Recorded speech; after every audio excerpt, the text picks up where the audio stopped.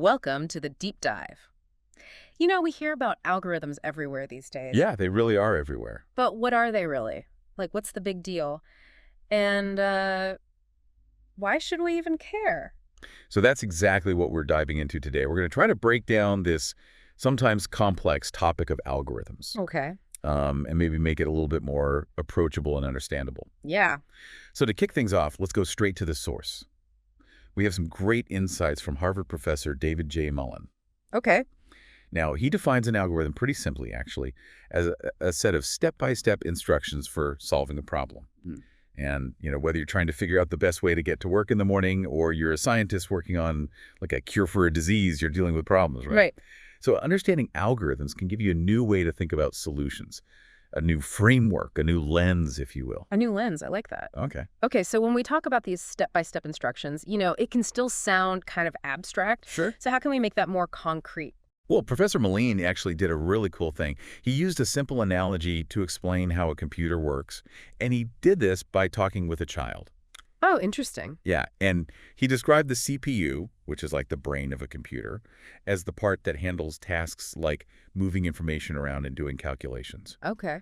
And then there's the memory, which is like the computer's storage space. Okay. You have RAM, which is kind of like your computer's short-term memory.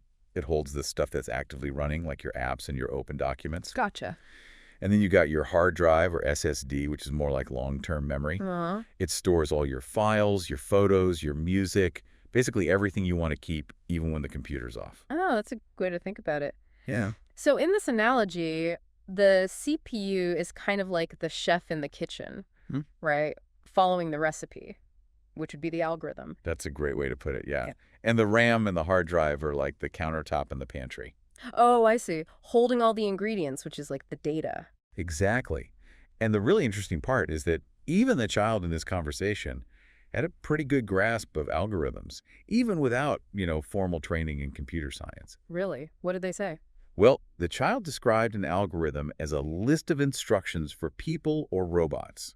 Oh, wow. That's actually pretty spot on. Yeah, right. It really captures the essence of, a sequence of steps to achieve something. Absolutely. Okay, so Professor Mellon, he took this a step further to make it super clear, and he used the example of making a peanut butter sandwich as an algorithm, and he acted like he was a robot. Oh, I love that. Yeah, it's pretty funny. He was like waiting for each tiny instruction, like open the bread bag, pause, take out a slice of bread, highlighting how important it is to be super specific. That's a fantastic way to illustrate it. A computer, or a robot in this case, needs those precise instructions because it can't just infer or guess what you mean. Any ambiguity can lead to, well, chaos in the peanut butter sandwich making process. Yeah.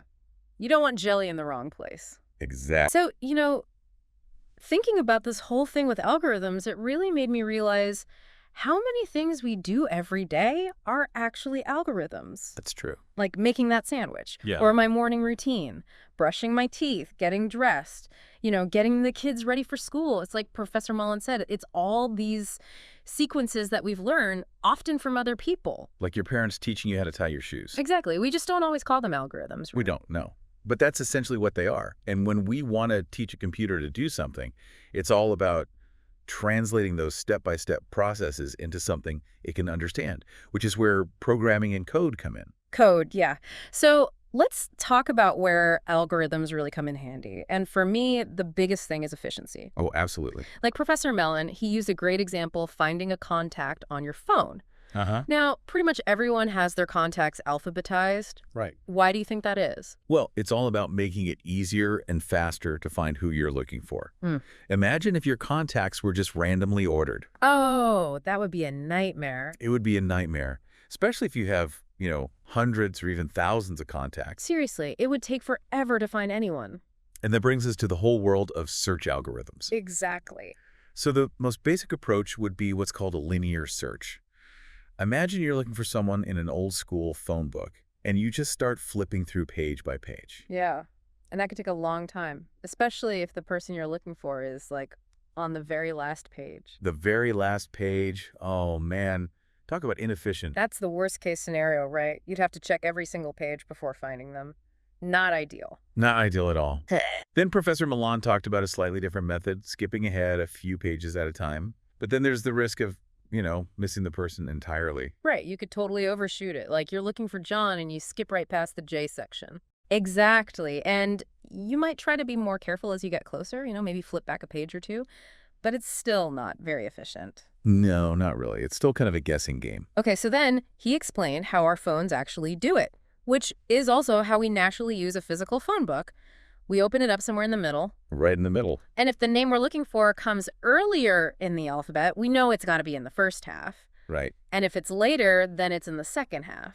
And you just keep doing that, narrowing down the search area each time. And that's the idea of divide and conquer. It's a classic algorithm strategy, and it's incredibly efficient. Yeah. Like, think about it. For a 1,000-page phone book, a linear search could take you, well, up to 1,000 checks. But with this divide and conquer approach, Yeah. you could probably find the person in, like, 10 steps. 10 steps. That's amazing. That's a huge difference. It really is. It highlights how powerful the right algorithm can be.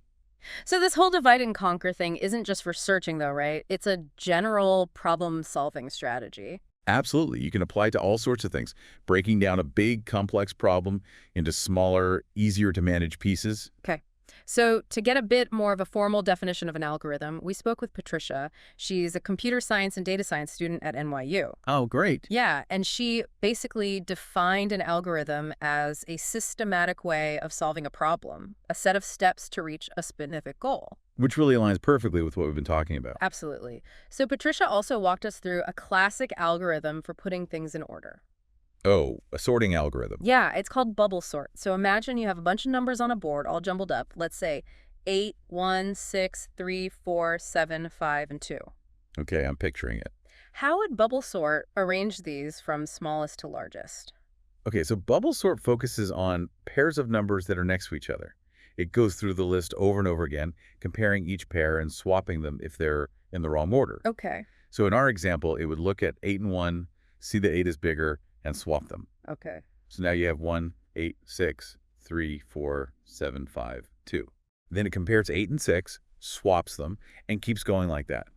And after it goes through the whole list once, the biggest number, 8, will have moved all the way to the end. Okay, so it's like it's bubbling up to the right spot. Exactly. That's why it's called bubble sort. Yeah. And then you just repeat that process. You go through the list again, comparing and swapping, but you don't need to check the last number anymore because it's already in the right place. Uh-huh. And you keep doing these passes until the whole list is sorted from smallest to largest. So basically you're fixing these little local ordering problems until the whole set is in order. That's a great way to put it. But Patricia did say that bubble sort isn't really the most efficient way to sort things, especially if you have a ton of data. Yeah, that's true. It's a good way to understand the basic idea of sorting. But for really big data sets, there are much faster algorithms. Gotcha. Now, Patricia, she brought up search engines like Google and Bing, and obviously they're not keeping track of the entire internet in alphabetical order, but she pointed out how important algorithms are for organizing all that information so we can actually find stuff. Absolutely. Think about it. The internet is just this massive collection of websites, pages, documents, images, A videos. massive amount of data. Right. And search engines use really complex algorithms to index and structure all of that content so that when you type in a search, it can find and show you the most relevant results really quickly. I'd hate to be the person who has to sort all that out. Okay, so let's move on to social media. Okay. Patricia pointed to the For You page on platforms like TikTok and how it's a prime example of algorithms at work. Oh, yeah, that's a good one. Constantly recommending videos based on what you've watched, liked, saved, searched for. It's all designed to keep you engaged and scrolling. Yeah, they use these sophisticated recommendation algorithms that try to predict what you'll find interesting. Like, they want to show you stuff you'll actually like. Exactly. It's all personalized to try to keep you hooked. Hooked, yeah. But she also made this really important distinction between these recommendation algorithms and, like, more advanced AI, artificial intelligence. Right, because it's not just a set of simple rules anymore. It's more complex than that. Yeah, so, like, while these recommendations use algorithms, the actual process of figuring out what to show you involves things like neural networks and machine learning. Which is a whole other level of complexity. It is. So imagine a neural network as this super intricate web of interconnected decisions, learning patterns from tons of data. Tons and tons of data, and that's how they can adapt and refine those recommendations constantly learning from all the user data that's coming in.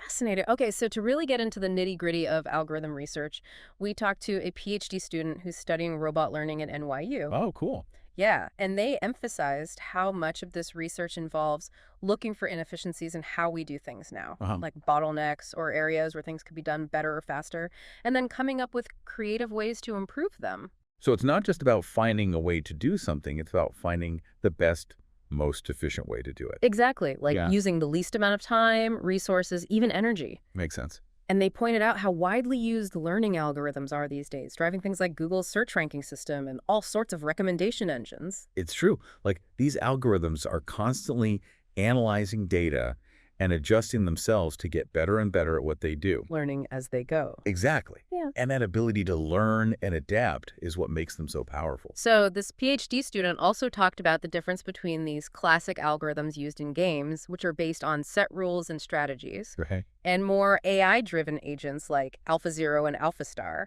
which actually learn to play by playing tons of games and getting feedback. Oh, interesting. So they're learning by experience, kind of like how humans do. Exactly.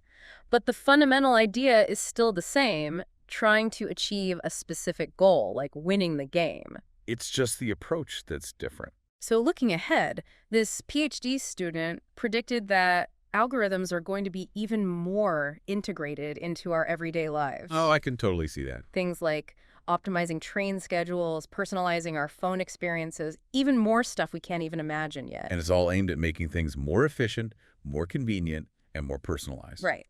Okay, we also wanted to get the perspective from the world of data science and industry. Okay. So we talked with Chris Wiggins, the chief data scientist at the New York Times. He's also a professor at Columbia. Wow, that's a great resource. He's amazing. So he basically confirmed that algorithms are absolutely essential to data science. I'm not surprised to hear that. Yeah, like in academia, they're the tools used to optimize models and make them more accurate. But then in industry, they often become the core of data-driven products and services. That makes sense. And Professor Wiggins, he brought up something really important, that it's not just about understanding the algorithm itself. It's also about how you build it, how you integrate it into a system, and how you manage it in the real world. All the practical considerations. Exactly. So then we got into this whole explosion of AI, particularly with these large language models, the LLMs. LLMs, right? I've heard of those. And chatbots. So Professor Wiggins clarified that chatbots are actually just one specific application of generative AI, Okay. which itself relies on LLMs, which are basically a type of machine learning that we often just call AI. AI, yeah. But the development of LLMs is still pretty new, and there's a lot of experimentation going on to figure out why they're so good at what they do. Like how they can generate such human-like text. Exactly. It's all very cutting edge. So then this led to a discussion about what's called the black box problem. The black box problem. And that's the challenge of really understanding why these complex AI algorithms, like the ones behind autocomplete, give us the results they do. I see. So unlike those older, simpler algorithms, with these more complex ones, it's not always clear how they're making decisions. Right. It's harder to trace the exact logic, which can make it difficult to debug them or fully understand why they sometimes do weird things. Yeah, that makes sense. But Professor Wiggins pointed out that, historically, there have been plenty of algorithms that worked really well, even though we didn't completely understand all the inner workings. So it's not necessarily a deal breaker. Then we talked about whether these fundamental algorithms, like binary search or sorting algorithms, are still important in a world where we have AI tools like ChatGPT. Yeah. You can just ask ChatGPT to sort a list or find something. Right. And Professor Wiggins used a great analogy. He said, you can drive a car without knowing all the details about organic chemistry and how gasoline works. Yeah, I get that. Similarly, you can use these powerful AI tools without necessarily needing to know all the nitty-gritty details of the underlying algorithms. So it's more about using the tool effectively. Exactly. But he also said that understanding those fundamental algorithms is still super valuable if you want to really push the boundaries of the field or solve those really complex problems. Right. It's like having that deeper understanding gives you more control and flexibility. Absolutely. And we also talked about people who are considering a career in computer science Okay. and how some might be worried that these LLMs will make it harder to find a job. Yeah, that's a valid concern. Like, if AI can do so much now, will there even be a need for human programmers in the future? Right. But Professor Wiggins, he reassured us that those LLMs themselves, they still rely on sophisticated algorithms for their training and fine-tuning. I see. So the algorithms are still essential. And this whole new world of AI has actually opened up tons of new avenues for research and innovation. So it's creating new opportunities as well. It is. So as we wrap up our deep dive, I want to share a really encouraging thought from Professor Malan. Oh, yeah. He reminded us that algorithms, they exist on the spectrum of complexity. Hmm. And if we keep learning and exploring, even the most complex ones can become understandable. It's all about that journey of discovery. And that's something to keep in mind, whether you're a tech expert or just someone who's curious about how technology works. Absolutely. And as you go about your day, think about all the unseen instructions, those algorithms that are working behind the scenes, making things happen. Yeah, like in our phones, our computers, even our cars. Exactly. And maybe you can even start to think about how that kind of structured algorithmic thinking could help you in your own life with your own problems and goals. That's a great idea. Thanks for joining us on this deep dive. It's been fascinating. We'll see you next time.